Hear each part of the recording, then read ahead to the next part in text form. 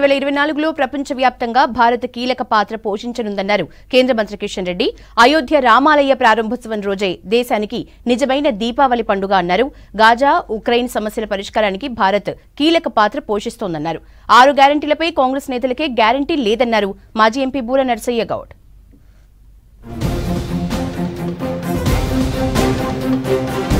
500 ఏళ్ల తర్వాత అయోధ్య రామాలయం ప్రారంభమవుతోందన్నారు తెలంగాణ బీజేపీ చీఫ్ కేంద్ర మంత్రి కిషన్ రెడ్డి. భారతీయులకు ఇది నిజమైన దీపావళి పండుగ అన్నారు. గాజా, ఉక్రెయిన్ సమస్యల పరిష్కారానికి భారత్ కీలక పాత్ర పోషిస్తుందన్నారు. న్యూ ఇయర్ సందర్భంగా తిరుమల శ్రీవారిని కుటుంబ సమేతంగా దర్శించుకున్నారు కిషన్ రెడ్డి. శ్రీవారి సేవలో పాల్గొని మొక్కులు చెల్లించుకున్నారు. కేంద్ర మంత్రిని పట్టు వస్త్రాలతో సత్కరించి శ్రీవారి తీర్థ ప్రసాదాల్ని అందజేశారు ఆలయ అధికారులు. 500 సంవత్సరాల నుంచి ఎదురు చూస్తున్నటువంటి ప్రపంచంలో ఉన్నటువంటి హిందువులందరూ కూడా ఆకాంక్షిస్తున్నటువంటి అయోధ్యలోని రామ జన్మభూమి స్థానంలో భవ్యమైనటువంటి దివ్యమైనటువంటి రామ మందిర నిర్మాణం పూర్తయి ఇదే జనవరిలో 22వ తేదీ ప్రాణ ప్రతిష్ఠ జరగనున్నది. ఇది నిజమైనటువంటి దీపావళి పండుగ. మనకు కాంగ్రెస్ చేతిలో మోసపోతే గోసపడతామన్నారు మాజీ ఎంపీ బూర నర్సయ్య గౌడ్. నెల రోజుల్లో కాంగ్రెస్ చేసింది శ్వేతపత్రమే అని చెప్పారు. 6 గ్యారంటీలపై కాంగ్రెస్ నేతలకే గ్యారంటీ లేదని విమర్శించారు.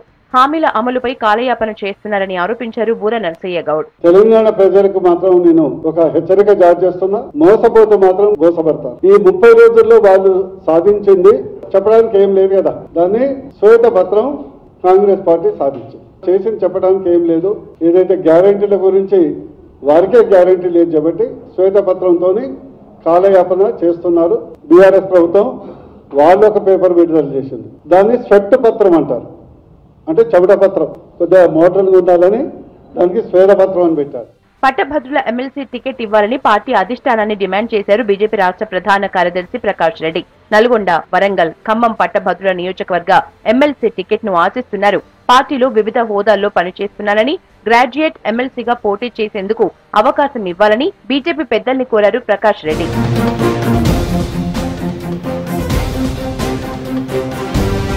మల్కాజిగిరి సీటు దక్కించుకునేందుకు బీజేపీలో ఆశావహులు తీవ్ర ప్రయత్నం చేస్తున్నారు. దేశంలోనే అతిపెద్ద పార్లమెంటు నియోజకవర్గం కావటం, ఎక్కువగా నార్త్ ఇండియన్స్ ఇక్కడ ఉండటంతో ఈజీగా గెలవొచ్చనే అంచనాలు వేస్తున్నారు నేతలు. మల్కాజిగిరిలో మోదీ చరిష్మా కూడా పనిచేస్తుందంటున్నారు బీజేపీ శ్రేణులు.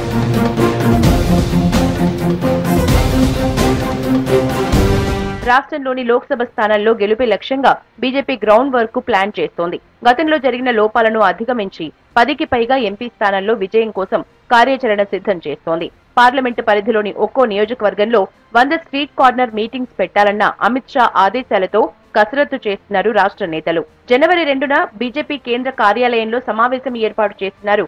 అయోధ్య రామ మందిరం ప్రాణ ప్రతిష్ఠ కార్యక్రమం సందర్భంగా పార్టీ జాతీయ అధ్యక్షులు జేపీ నడ్డా అధ్యక్షతన మీటింగ్ జరగనుంది.